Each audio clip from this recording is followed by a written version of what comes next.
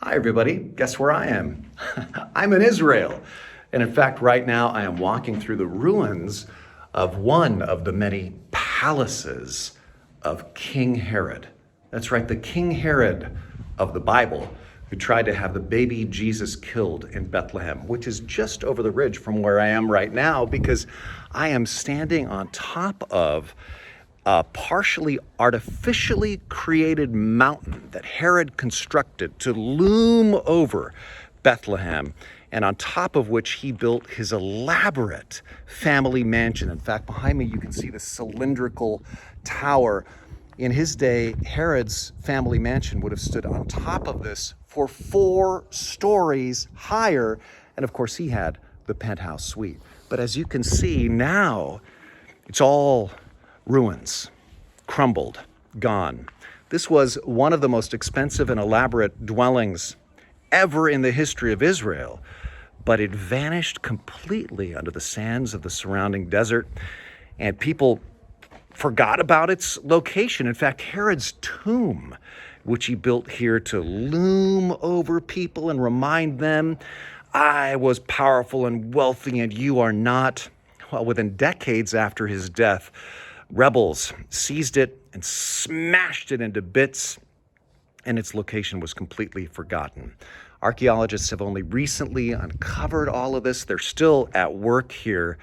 And when I think of this, when I think of how Herod spent so much time and wealth and money putting all of this together, only to have it all be lost to history decades after his life. You know what I'm reminded of? I'm reminded of the words of Jesus in Matthew 6, where he says, starting in verse 19, don't store up for yourselves treasures on earth where moth and rust destroy and thieves break in and steal, as they did here.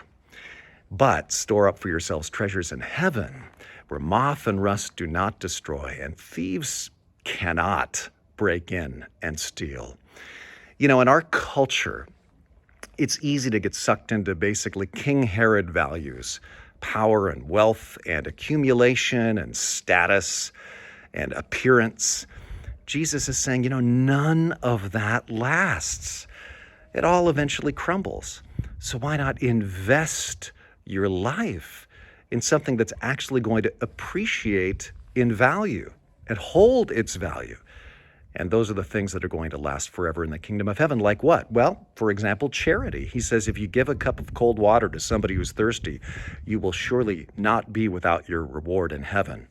How about souls? When you reach souls for Christ, those souls will live forever in heaven in gratitude. How about faith, hope, and love, which the Bible tells us never fail. They last. Everything else doesn't last, but those things last. Are you investing your life in people? Are you investing your life in the values of Jesus? Those things will never, never crumble like even the fanciest mansion of King Herod. Another thing that this reminds me of, Herod was the autocrat to end all autocrats, the dictator, the tyrant to end all tyrants. I mean, he was the worst. He caused a lot of anxiety for people, just like autocrats, dictators, and tyrants are causing anxiety, sadly, for a lot of people today. He caused wars. He did a lot of killing. But now where is he? But Jesus and the movement he started goes on.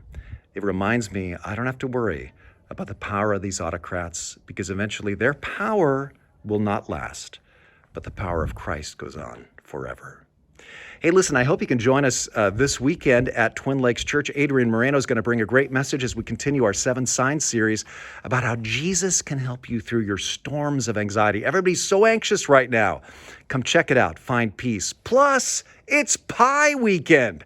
I hope you can make it in person if you can, Saturday 6 p.m., Sunday 9 and 11, or of course you can join us at tlc.org/live on the live stream. God bless you. I'll be talking to you again from Israel very soon. Love you guys.